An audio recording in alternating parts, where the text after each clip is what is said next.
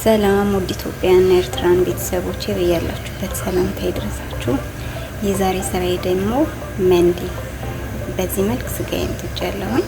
እንደዚህ በምታዩት መልክ አያችሁ። ከ10 ደቂቃ በኋላ እንደዚህ ተመልሻለሁ። እንደዚህ ከላይ ሲንሳፈፍ እነዚህ ሰፈፉ እንደዚህ ታነሱታላችሁ። በዚህ መልኩ ሰፈፉን አንስታችሁ ሲጨርሱ በዚህ መልኩ ደግሞ ቅመም አዘጋጅቼለታለሁ። የመጨመረለት ቀረፋ፣ ሎሚ፣ ቁርንፉድ፣ ወረቀል ጋር ሽንኩርት በዚህ መልክ የተከተፈ ነጭ ሽንኩርትም እንደዛው። ይህንን መልሰን እንደዚህ እንጨምርለታለን ማለት ነው።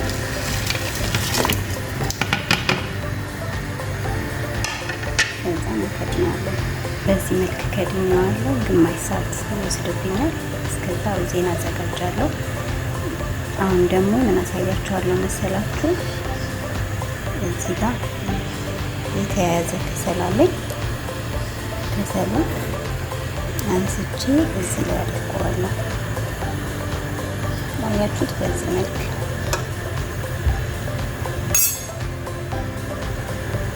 ዘይት አድርጌበታለሁ ብረት ድስቱ ላይ። ገስሩ ላይ ደግሞ ትንሽ ዘይት አድርጌያለሁ። ከዛም እዘጋዋለሁ። ከግማሽ ሰዓት በኋላ ተመልሼ መጥቻለሁ። ከፍቼዋለሁ። እንደዚህ በስሎልኛል ማለት ነው። እዚህ ጋር ደግሞ ቅድም ከሰል አቀጣጥዬ ያረኩት ከሰል አነሳለታለሁ። ከሰሉን ካነሳው በኋላ በዚህ መልክ እሳት ላይ አጥደዋለሁ። መልሼ እዛ ጋር ቅድም እዛ ላይ ያደረኩት ቅመም አረግለታለሁ። ወረቀል ጋር ቁርንፉድ፣ ሄል ካላችሁ ሄል ማድረግ ትችላላችሁ። ዘይቱ ከጋለልኝ በኋላ በዚህ መልክ ሩዙን እጨምራለሁ።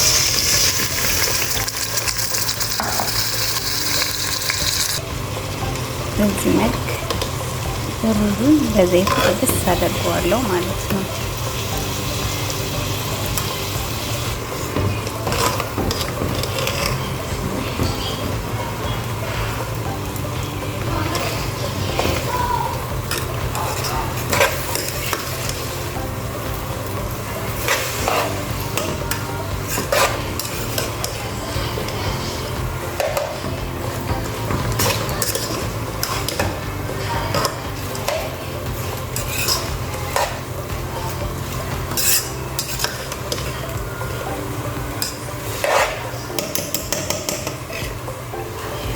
በዚህ መልክ ሩዙ በዘይቱ ጥብስ ካለልኝ በኋላ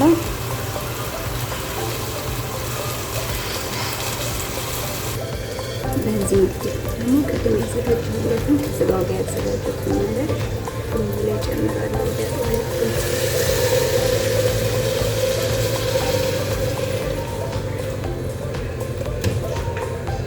በዚህ መልክ ውሃውን እሞላለታለሁ። ውሃ መብዛት የለበትም። ሩዙን እስከሚሸፈነው ድረስ ነው መረቁን መጨመር የምንችለው። አንድ 10 ደቂቃ 20 ደቂቃ ይበቃዋል ለመብሰል። በዚህ መልክ መረቁን ከጨመርኩ በኋላ እንደዚህ ሲንተከተክ እሳቱን እንደተለመደው አንቀንሰዋለን ማለት ነው። ለመብሰል 20 ደቂቃ ይበቃዋል። በዚህ መልክ ስጋውን ደግሞ ከለር አድርጌለታለሁ።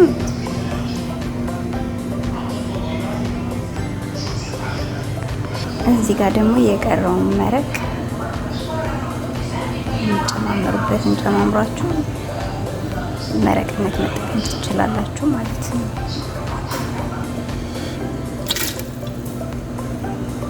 በዚህ መልኩ ሩዜ ሲበስል ስጋውን ጨምራለሁ። በዚህ መልኩ ስጋዬን ጨምራለሁኝ። ከለር ሌላ ምንም ማድረግ አይጠበቅባችሁም። የራሱ ስጋው ላይ ጨመራችሁ ከለር ይዞ ይወጣል።